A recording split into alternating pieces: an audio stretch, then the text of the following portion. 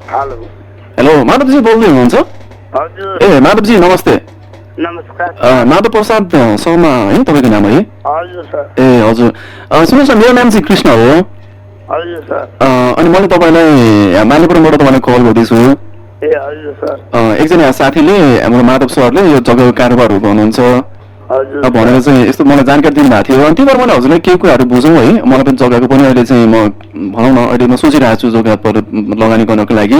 हजुर सर अनि सरको जग्गाहरू कता कता प्लटिङ गर्नु भएको छ कि सरको आफ्नै जग्गा हो कि के हो? मेरो शिशुआमा छ ए हजुर आमा। हजुर हजुर अनि यो 14 नम्बर वार्ड छ पोखरा उपमहानगरबाट 14 नम्बर कार्यक्रम तत्काल गोर्खा भिलेज छ। ए हजुर हजुर 10 पश्चिम साइडमा हजुर रिङ रोड 102 किलोमिटरको बाटोमा कता कता कता भन्नुभयो? किलोमिटर भित्र ए 0 किलोमिटर? होइन 102 किलोमिटर हाम्रो रिङ रोड गरियो नि अहिले। ए हजुर हजुर हजुर हामीहरूले गरियो।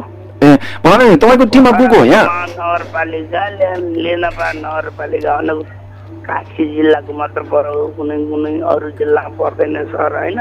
हजुर हजुर त्यो हिसाबले नगरपालिका हामीले अहिले छुट्याउँदाखेरि अहिले 28वटा चाहिँ वार्ड भयो पोखरा उपमहानगरपालिका अनि लेनापा गर्दा टोटल लेनापा र पोखरा उपमहानगरपालिका गर्दा 84। हजुर हामीले सकेसम्म म लिन खोजेको चाहिँ ए पोखराभित्र हो हामीले खोजेको हो है।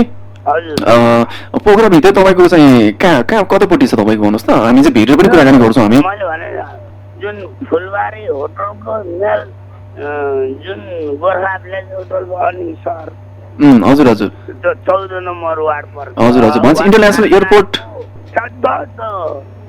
गोर्खा भिलेजको पश्चिम साइड 100 मिटर जुन माओवादीले स्कुलमा 62-63को जनआन्दोलनपछि माओवादीको स्कुलमा भनेपछि त मैले जान्छ नि। हजुर हजुर बस उहाँ नपुग्दा अलि माथि हजुर हो त्यहाँ पनि हामीले जग्गाहरू हेरेका थियौँ है। हजुर नढारीको भन्नुपर्दा चाहिँ त्यहाँ मजुरीपाडातिर हामीले हेरेका थियौँ। अब सरको जग्गा चाहिँ त्यहाँ कसरी के हो त्यहाँ अब है? हजुरले म भनेर आउनुहुन्छ नि त मैले जाने मूल्य गर्ने।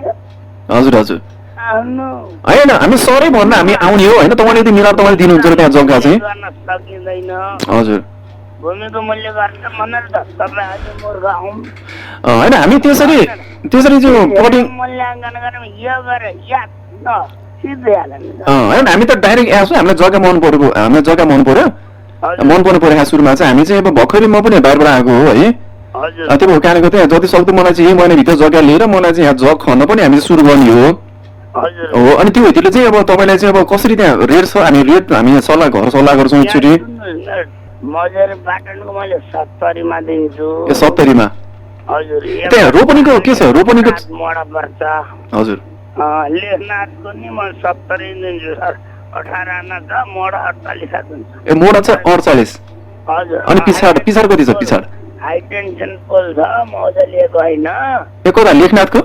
हजुर होइन लेखनाथको त भयो त हाइड्रोजन तार भएको त क्रस भएको त त्यो त भयो। हामीले खोजेको यति भनौँ न यति पोखरामै हो। हामी पोखराको कुराकानी हामी पोखराको कुराकानी गरौँ न। अहिले टाइम छ भने अहिले हेरौँ गरे सर। होइन हुन्छ हामी त हामी कतिजना हुन्छ हामीलाई जग्गा मन पर्ने हामी चाहिँ पैसा हामीलाई रेडी हो है।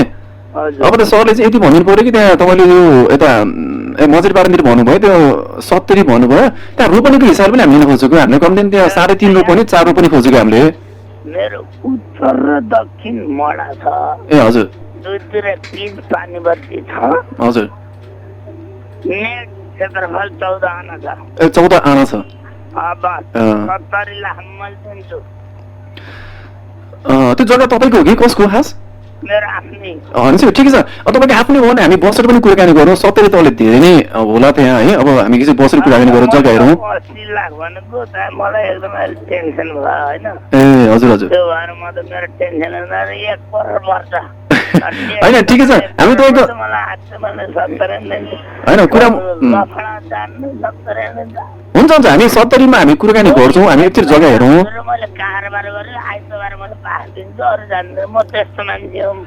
हजुर हजुर होइन तपाईँलाई मैले पनि चिनेछु है माधवजी। अब तपाईँको जग्गा कतापट्टि छ हामी चाहिँ बसेर हेरौँ होइन।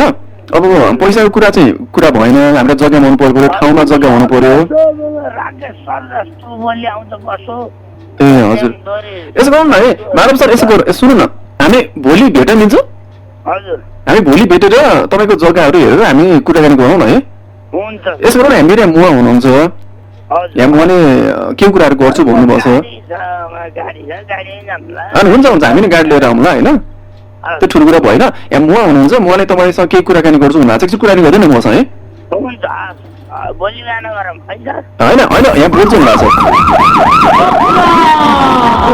ओके माधवजी हजुर हामी माछापुच्छ्रे एफएम ओके हामी माछापुच्छ्रे एफएमबाट तपाईँलाई फोन गर्दै हजुर हामी तपाईँलाई कार्यक्रमबाट तपाईँलाई हामी झुक्याउँदै हो हजुर है हामी कार्यक्रमबाट छौँ हजुर है हामी चाहिँ माछापुच्छ्रे एफएमबाट हजुर माछा बुझ्ने हजुर हामी तपाईँसँग चाहिँ मजाक गर्दै हजुर हजुर ओके माधवजी प्लिज माइक चाहिँ नहुनु होला है हजुर